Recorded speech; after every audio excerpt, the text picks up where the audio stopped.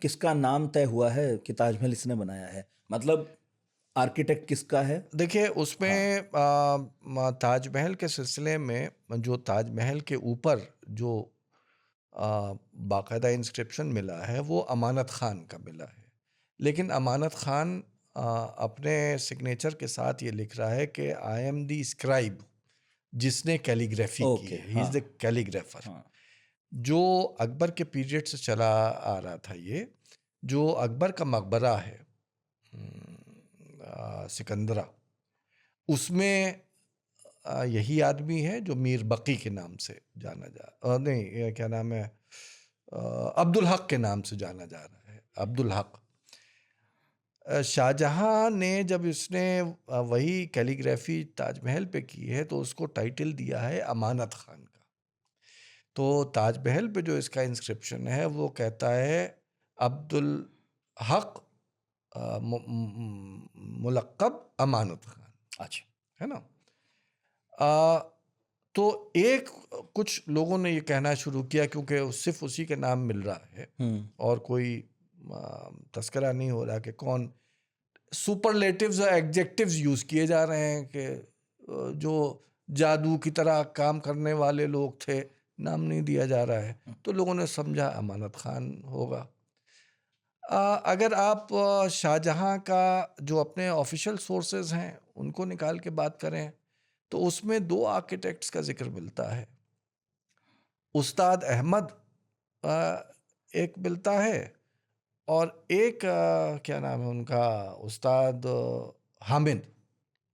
दो लोगों का नाम मिलता है, लेकिन ये मिलता है कि उस्ताद अहमद और हामिद दोनों आर्किटेक्ट्स से शाहजहानाबाद के, यानी जो नया कैपिटल दारुस सल्तनत दिल्ली में शाहजहां की तरफ से बसाया गया, उस सिलसिले में इनका नाम मिलता है। ताजमहल के बारे में बड़ी डिटेल में इंफॉर्मेशन है। 3 पातशाहनामा है, लाहौरी का है, कज़विनी का है और दूसरे हैं, लेकिन किसी में बिल्डिंग का तस्करा तो बहुत है, एक एक माइनर डिटेल्स है, लेकिन आर्किटेक्ट का नाम नहीं मिलता है। हाँ, फिर एक शख्स है जिसका नाम है लुत्फुल्लाह मुहंदिस। मुहंदिस टाइटल होता है आर्किटेक्ट का, ज्योमेट्रिशियन का, हिंदिसा से डील करने वाला। तो वो ज्योमेट्रिशियन भी इस टाइटल को यूज़ करता है, आर्किटेक्ट भी इस टाइटल को यूज़ करता है। तो लुत्फुल्लाह मुहंदिस एक गुजरे जिन्होंने अब एक दीवान लिखा, वो शायर भी थे, तो वर्सिफाइड अकाउंट है अपना। उसमें वो ये लिखते हैं कि लुत्फुल्लाह लिख रहे हैं कि मेरा बाप Ustad Ahmad, he was the architect of the Taj Mahal.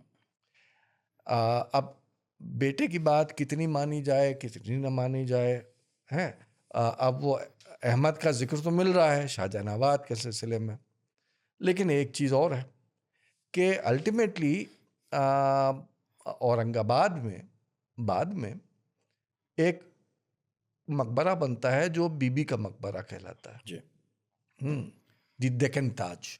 वही शेप है, वही अंदाज है जैसे ताजमहल का है। वो जो शख्स है उसका नाम है Rizqullah, and he is the son of Lutfullah. इसीलिए जो मॉडर्न हिस्टोरियंस हैं, ख़ासतौर से एक हिस्टोरियन बहुत बड़े गुजरे हैं, अब्दुल्ला चगताई, और ये सब जो लोग हैं ख़ानदान है आर्किटेक्ट्स का जो लाहौर के रहने वाले हैं। तो इसीलिए अब्दुल्ला चगताई ये कहते हैं कि one of the most famous architect family of the Mughal period is this family, जो उस्ताद अहमद, उस्ताद लुत्फुल्लाह, उस्ताद रिज़्क़ुल्लाह और फिर और भी बिल्डिंग्स हैं जो इस ख़ानदान वालों ने बनाई हैं। तो मेरे ख़्याल में अगर इन पूरी इन्फॉर्मेशन को अगर आप उससे जो डिड्यूस होता है वो ये होता है कि नहीं मालूम कि वो एक आर्किटेक्ट था या मोर देन वन था, लेकिन कम से कम लुत्फुल्लाह का बाप उस्ताद अहमद बहुत प्रोमिनेंट आर्किटेक्ट है मुग़ल पीरियड का। तो वो अगर लुत्फुल्लाह उसके बारे में कह रहा है तो गलत नहीं कह रहा होगा। एक एग्जांपल आपको देता चलूँ, हो सकता है आपको लगे कि मैं एक्स्ट्रा बोल रहा हूँ, नहीं, बोलने की मेरे में आदत है। कोई नहीं, 2 पार्ट में रिलीज और करेंगे। वो ये है कि जब बाबर यहाँ आते तो बाबर के साथ में एक मीरक गयास नाम से या मिर्ज़ा गयास नाम से एक आर्किटेक्ट है, जो पानीपत में जब पानीपत की जंग बाबर जीत जाते हैं तो as a thanksgiving Panipat में एक बाग और एक मस्जिद का निर्माण किया जाता है, जो पहली आज मस्जिद है जो पहली मस्जिद बाबरी मस्जिद वो है। जो काबुली बाग मस्जिद के जी, नाम से आज भी मौजूद है। उसका आर्किटेक्ट बाबरनामा में मीरक या मिर्ज़ा गयास है। अकबर का पीरियड आते आते जब हुमायूं का मकबरा बन रहा है तो यही मिर्ज़ा गयास वही चुना जाता है हुमायूं का मकबरा बनाने के लिए। तो उसका भी वहाँ जिक्र मिलता है। तो इन अदर वर्ड्स ये जो बड़े बड़े आर्किटेक्ट्स होते थे, ये over a period of time इनकी बिल्डिंग्स में इन्वॉल्वमेंट रहता था। शाहजहां का जो अगर कोई आर्किटेक्ट जिनके 2 नाम मिल रहे हैं तो मुझे नहीं मालूम कि उस्ताद हामिद भी इसमें इन्वॉल्व थे कि नहीं थे। अब ये सवाल पैदा एक होना चाहिए था या होता है कि आखिर जब इतने हुनर वाले ये आर्किटेक्ट्स मौजूद थे तो इनका नाम क्यों नहीं दिया जाता? ज़्यादातर बहुत कम बिल्डिंग्स का मिलता है। उसके पीछे भी जो हिंदुस्तानी जहनीत है, एक्चुअली अगर आप एंशिएंट इंडिया से शुरू करेंगे तो हमारे यहाँ जो कल्चर रहा है उसमें आर्किटेक्ट सूत्रधार जो होता था वो ऑलमोस्ट शूद्रा माना जाता था, उसकी कोई ख़ास इज्जत।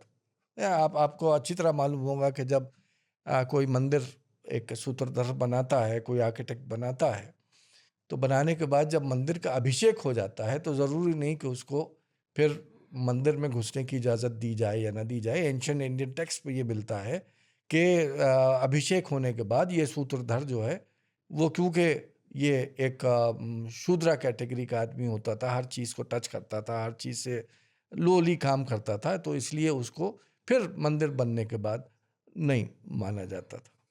तो ये एक जो कंसेप्ट हमारे यहाँ सोशल हायरार्की में आर्किटेक्ट या सूत्रधर का जो एक तरीके से लो एशेलॉन्स ऑफ द सोसाइटी में रहता था, basically it is because of that.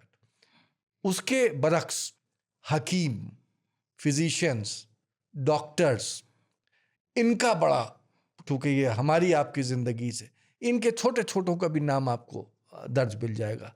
यानी थ्रू आउट दी 16, 17, 18 सेंचुरी आपको आर्किटेक्ट्स के बारे में तारीफ़ें मिल जाएंगी।